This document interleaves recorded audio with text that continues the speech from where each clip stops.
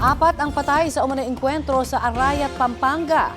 Ayon sa pulisya, rumisponde sila sa ulat na may armadong grupo na nagpapaputok umano ng mga baril. Nang puntahan, sinalubong umano sila ng pamamaril ng grupo kaya gumanti sila. Tinamaan ang apat na lalaki na idineklarang dead on arrival sa ospital. Ayon sa pulisya, 5 sari-saring baril at 1 granada ang na-recover nila sa pinangyarihan ng umano'y engkwentro. Sa panayam ng GMA News sa anak ng isa sa mga nasawi, pinabulaanan niyang nagpaputok ng baril ang kanyang ama, tiyuhin at 2 kaibigan. Kumakain lamang umano ang apat ng puntahan ng pulisya. Tumangging magkomento riyan ng Arayat Police. Sa San Manuel, Pangasinan, sugatan ng 3 magkakaanak, kabilang ang isang minor de edad sa pananaksak ng isa pa nilang kaanak.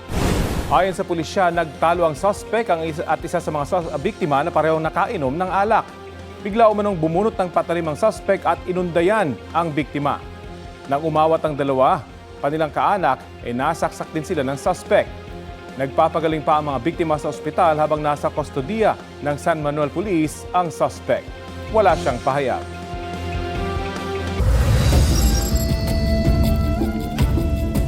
Ipinagbabawal ng magdala at gumamit ng cellphone ng mga estudyante ng public schools sa Dumanhog, Cebu. Ipinatupad yan ng lokal na pamahalaan kasunod ng karahasan sa mga paaralan na kinasangkutan ng mga minor de edad na mag-aaral. Ayon kay Dumanhog Mayor Efren Gica, oras na mahulihan ng cellphone ng isang bata sa eskwelahan, kukumpiskahin ito at ibabalik lang sa katapusan ng school year. Kung hindi raw sang-ayon ng mga magulang sa ban, maaari raw ilipat ng eskwelahan sa ibang bayan ang kanilang mga anak.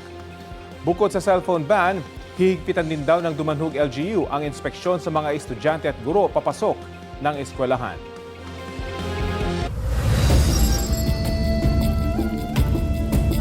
Patay sa pananambang ang isang Muslim religious teacher o Islamic ustad sa Zamboanga City. Ayon sa pulisya, pauwi na sakay ng motorsiklo ang biktima at minor de edad niyang angkas ng barilin ng riding in tandem. Patay ang guro habang sugatan ang kanyang kasama. Agad tumakas sa mga namaril. Na-recover sa crime scene ang 8 basyo ng bala ng 9mm na baril. Patuloy ang investigasyon sa krimen at ang pagtugis sa mga gunman.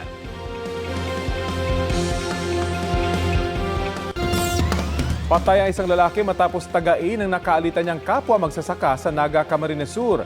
Nadiskubre ang bangkay ng 59 anyos na biktima sa palayan sa barangay Pacol. Ayon sa investigasyon ng pulisya, nagtalo ang dalawa dahil sa patubig sa kani-kanilang palayan. Naaresto kalaunan ng tumakas na suspect. Na-recover sa kanyang bolo na ginamit sa pananaga. Kasalukuyang nasa kustodiya ng pulisya ang suspect na nahaharap sa kaukulang reklamo. Tumanggi magbigay ng pahayag ang parehong kampo.